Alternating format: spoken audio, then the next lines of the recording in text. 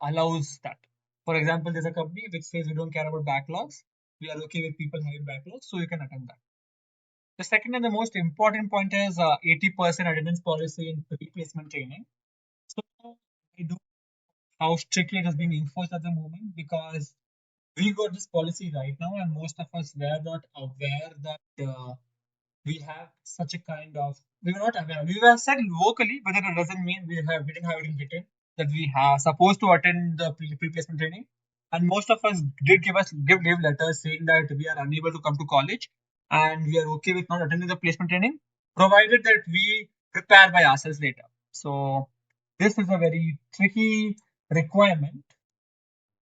Next one again generic. You have to submit those forms which you got today.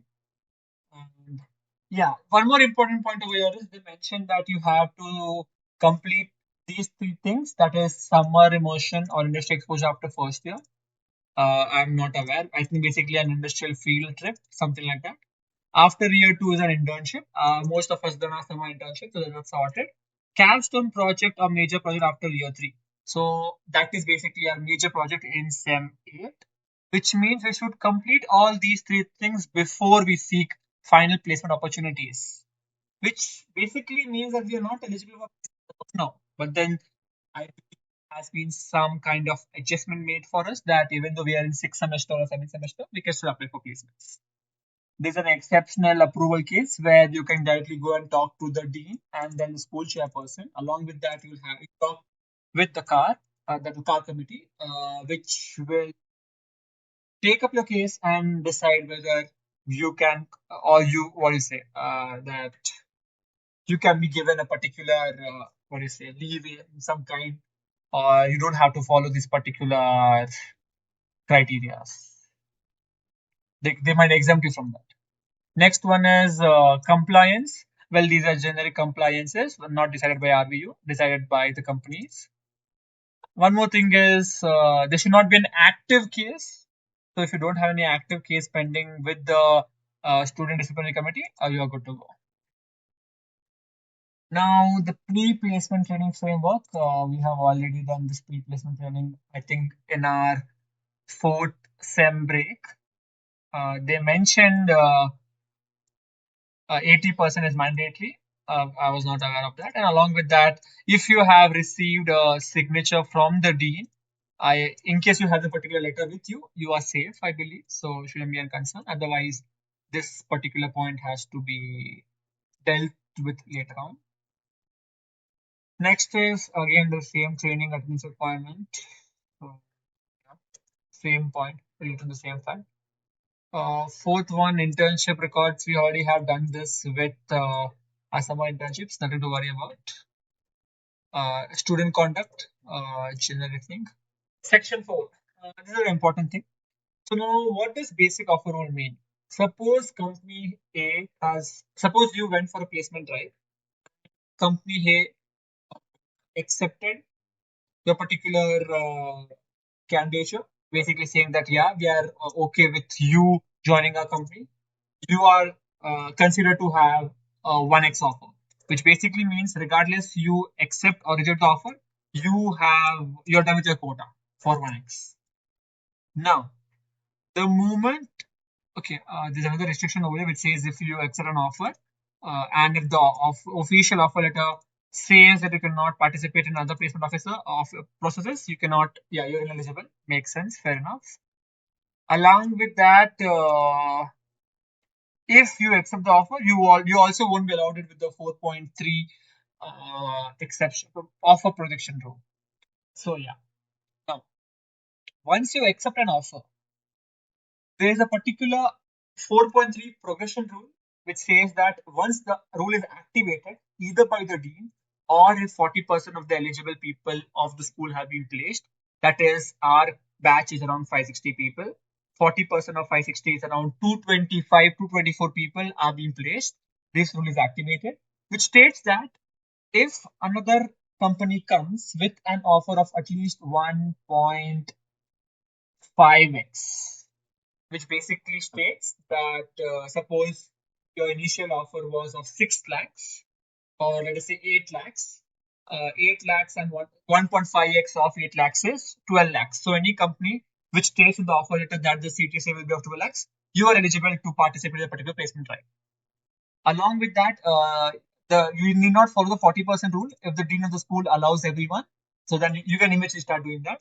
Along with that, you can attend up to maximum of only 4 placement drives, which means after your first acceptance, regardless of how many rejections happened in the past, after your after you receive the first offer, suppose there were 8 companies, you registered for these 4 companies, 3 companies rejected you, fourth company gave you an offer, which means that's your first offer.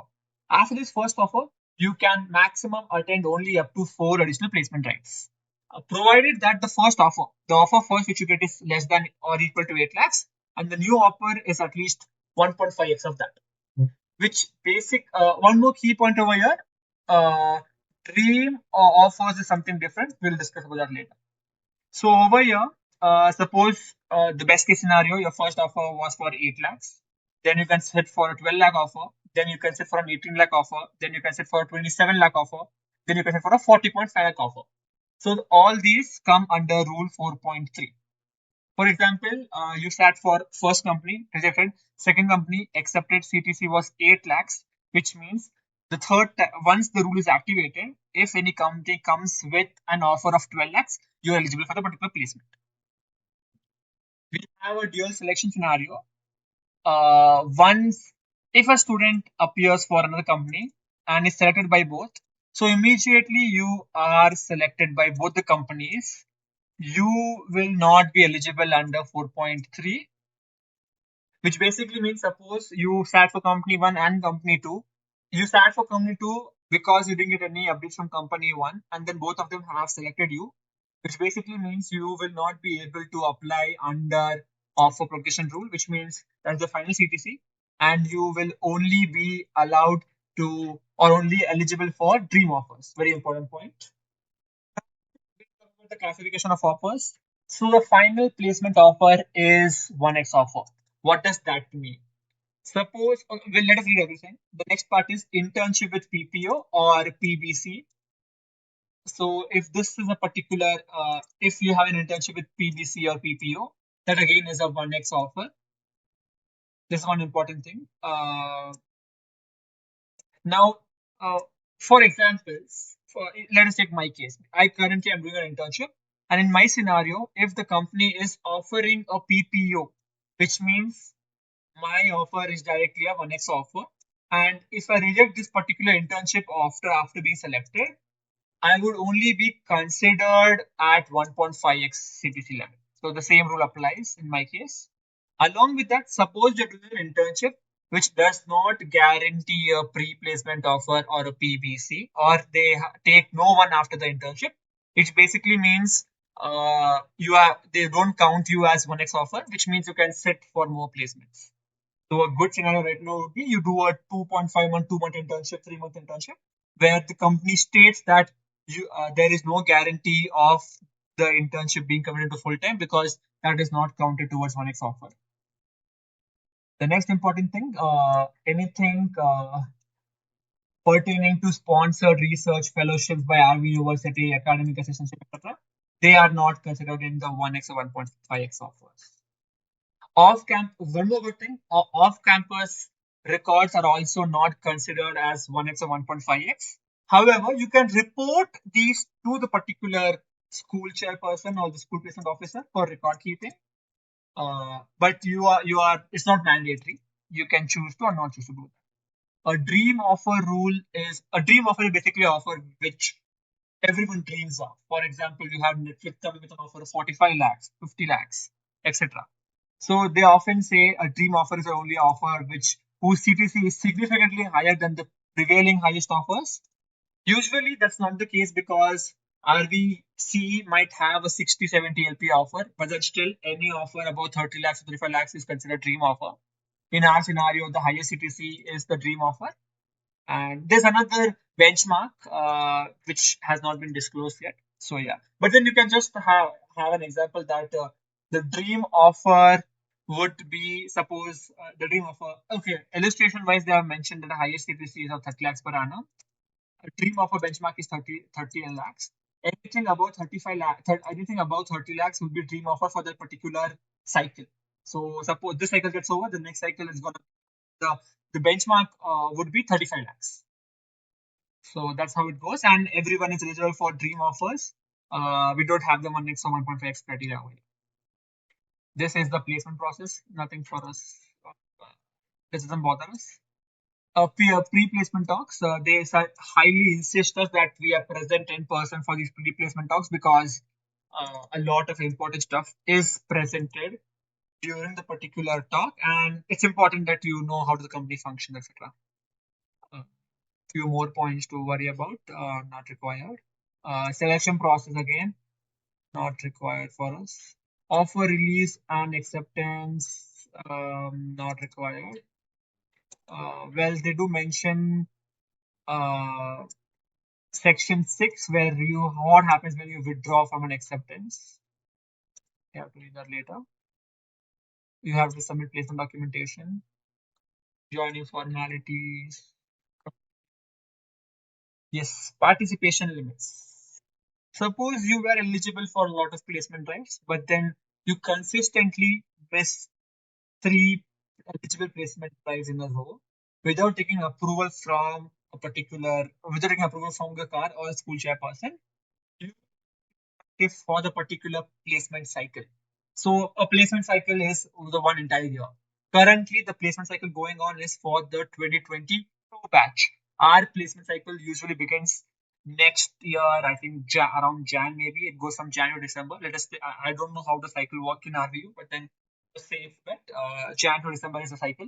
So currently we are in the previous cycle. So if you were eligible, suppose you got three companies, company A, company B, company C, CTC of 4, 5, and 8, and if we were eligible for this particular placements and we missed three of them, which means we did not register for them, I believe, because they are not mentioned. Yeah, they mentioned participant consent.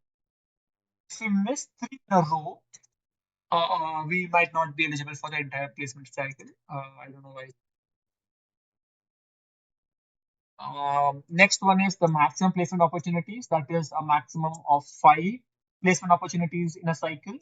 I don't know if this point overlaps with the dream offers as well, which means maximum can be only 5, including dream offers or not.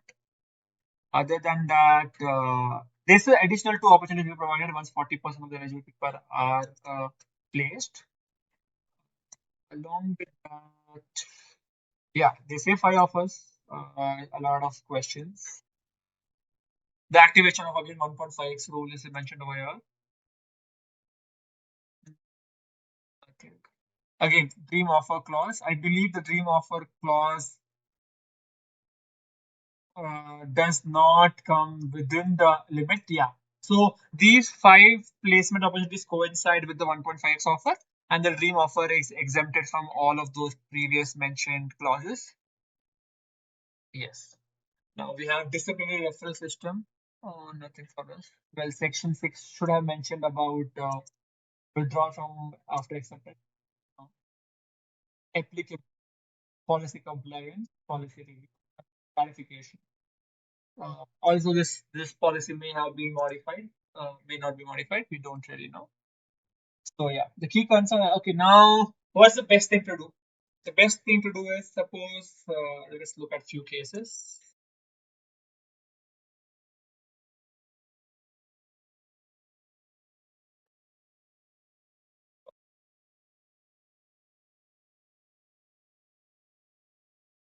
So,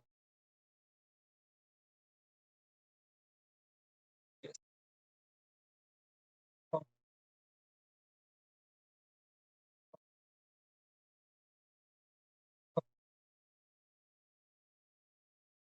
bond companies coming. Let us say offered a CTC of around 4 LPA,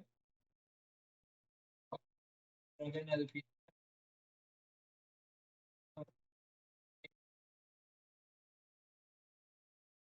Yeah.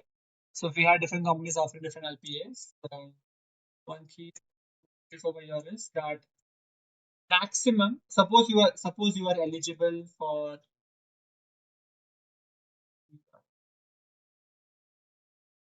all companies. you have to accept company C. Uh, so basically, over here means that I can skip these two, but then I gotta uh,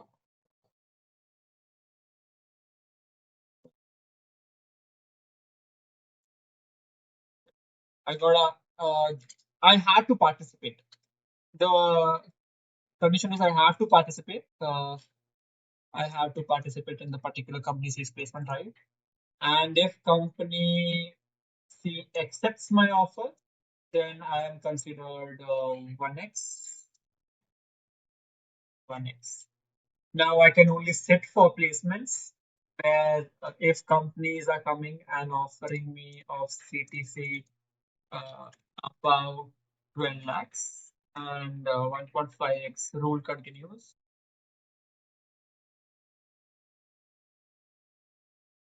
So now if so now what you can do is if you are sure that you deserve a higher package, do not sit for that particular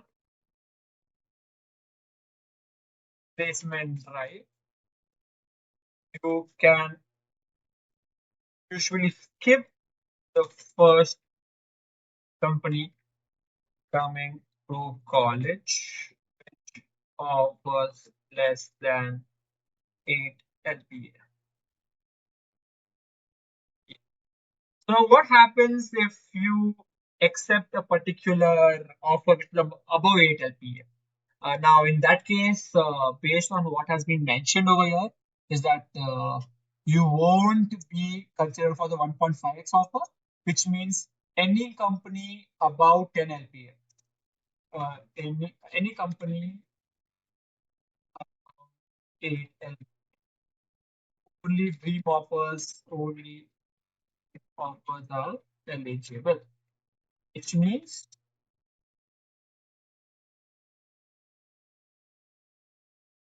you're sitting or applying for placement drives for such. Yes, so these are the cases. Oh, so okay. Here's a straightforward suggestion for everyone. Uh, company A,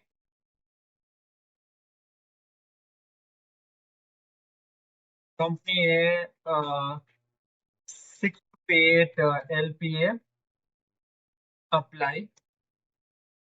If these are the first company, okay. If these are first companies, uh, if they're offering less than 6 LPA, personal preference, and if they're offering more than 8, well, a tricky choice because if you get an an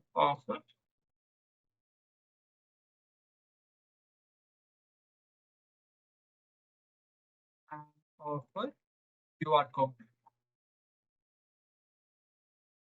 So every 3 companies apply in the 6 to 8 LPA range, or if you are happy,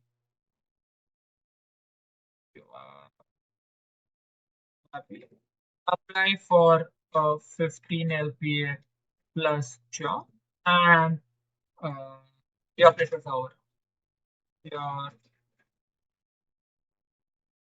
So yeah, it's pretty straightforward. Well, if you're eligible for all the companies, if you have company A, company B, company C, about if you participate in the company C's profile, but then you won't really know if it is going to be 8 lakhs. So for a safe bet, you can always skip the first company coming to college with less than 8 LPA offer.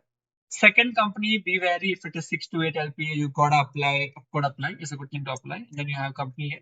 So the best scenario is 8 LPA. You jump from uh,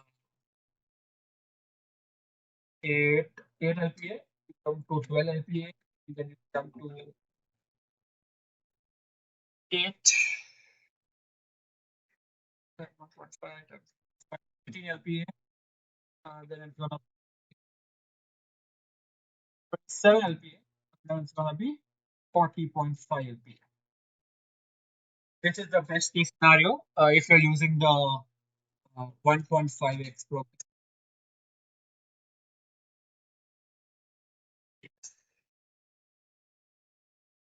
Yes, so that's the best case scenario in 1.5 progression tool.